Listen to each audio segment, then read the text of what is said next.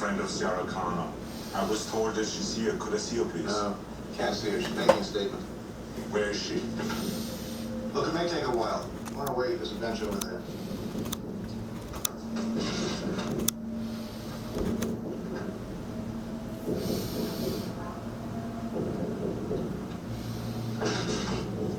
I'll be back.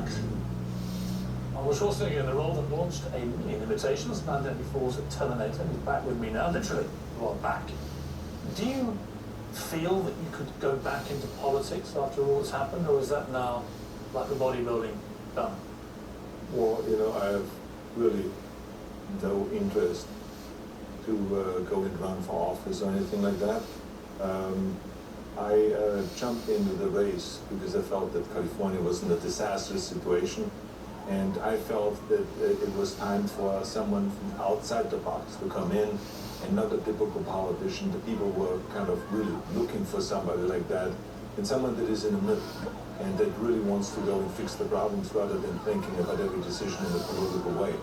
And I also always had the urge of giving back, because I felt like that this country has given me everything that I have, career-wise and on a personal level, and it is truly the land of opportunity, and that's why I was involved in Special Olympics and creating after-school programs, passing initiatives in California to get $500 million more for after-school. Was it harder than you thought being governor? Well, first of all, let me just tell you that I didn't care what it takes in order to fix the state. I just wanted to dive in there and to do everything that I could to fix the problems. Now, of course, when you get in there, because you're dealing with politics, you go in there with a long list of ambitious goals. And every governor does that, obviously, and every president does that. And if you finish half of them, you're lucky. And that's exactly, I was lucky that I was able to finish half, maybe a little bit more than half or whatever, but that I was able to do a lot. But then again, it was very frustrating that certain things that I had as a goal, like for instance, fixing the financial problem of California, never got really fixed.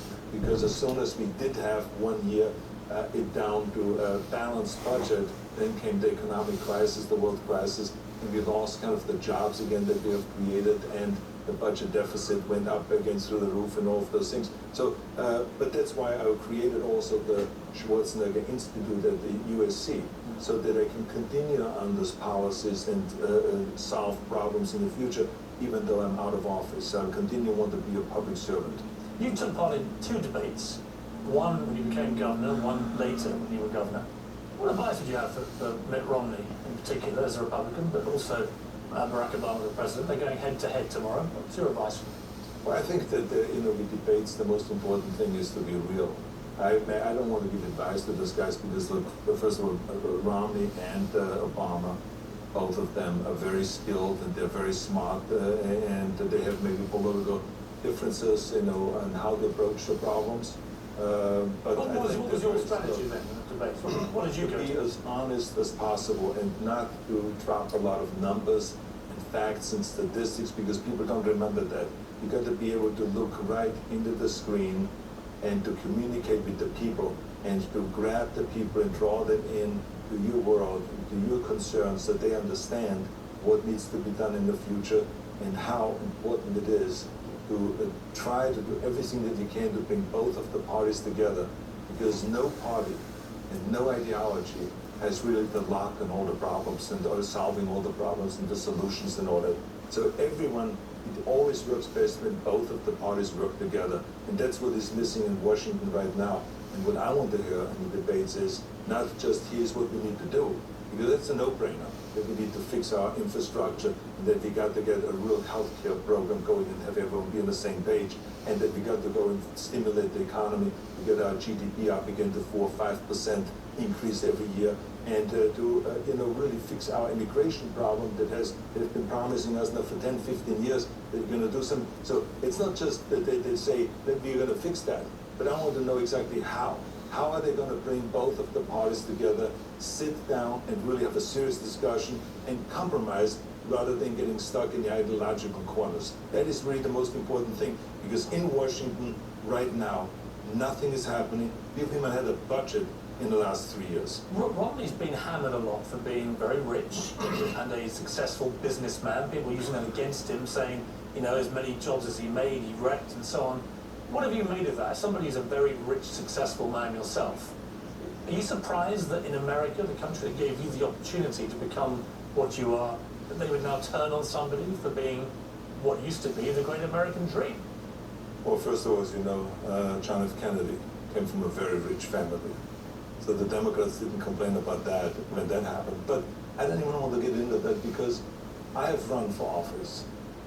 And what is being said by the other side, and what you say about the other side, you cannot take for real. I mean, they don't believe that it is a bad thing that he was successful, nor does, I think, the Romney side believe sometimes what they accuse Obama of. So you cannot take this stuff that seriously. This is a political year. There is a campaign going on. They will try to do everything that they can, and the special interest groups and the other groups out there to paint each other in the most horrible way. That's the way politics is, and for some reason or the other, negative ads play better than positive ads, and so therefore you will always play the negative ads. But the important thing is, as I always say to people, listen to them carefully tomorrow. You know, pay attention. That people should sit and be glued to the television, say, read a notepad and make notes, take notes, and really listen carefully what each one says and how much they really convince you that they actually not just paint this picture of what America should be like and have all this kind of nice sayings, but who is really believable that they are serious about bringing both parties together and getting the job done. I know you haven't decided who you're going to vote for in 4 weeks' time, but right now, if you had to vote tomorrow, who would you vote for?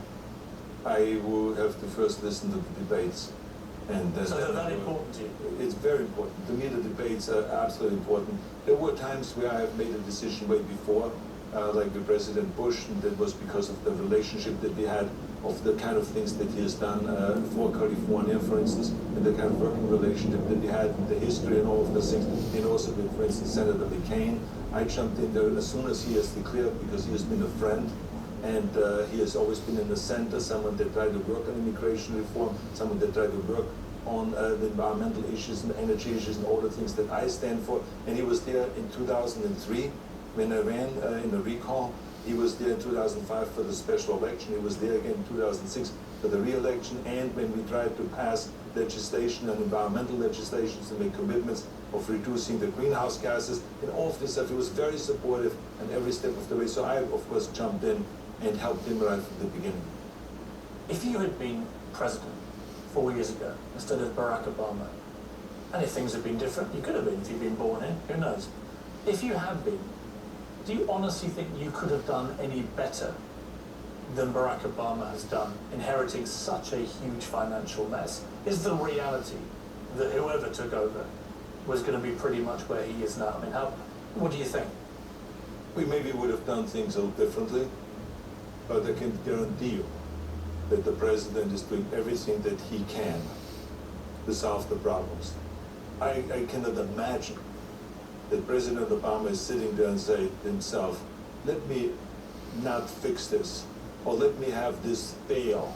There's no such thing. I think that when you sit in his office, like I said, as governor in my office, you work and you worry about those things day and night. Many times you have sleepless nights, and you worry about those things and you try to solve it. It's not that easy. It is a very, very difficult job. And I think that he has done as good a job probably as he can do. And he did it his way, and they did it their way.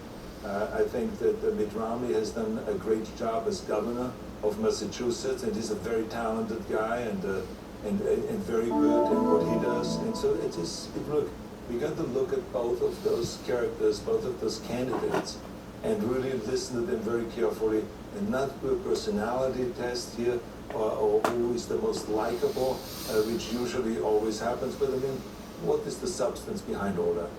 Let's take a short break. We'll come back and talk to you about movies. How you went from a tiny little place in Austria to this stupendous bodybuilder to the biggest movie star on the planet. Thank you. Because I want to know the secret. So I'm quite fascinated. I want to know it myself.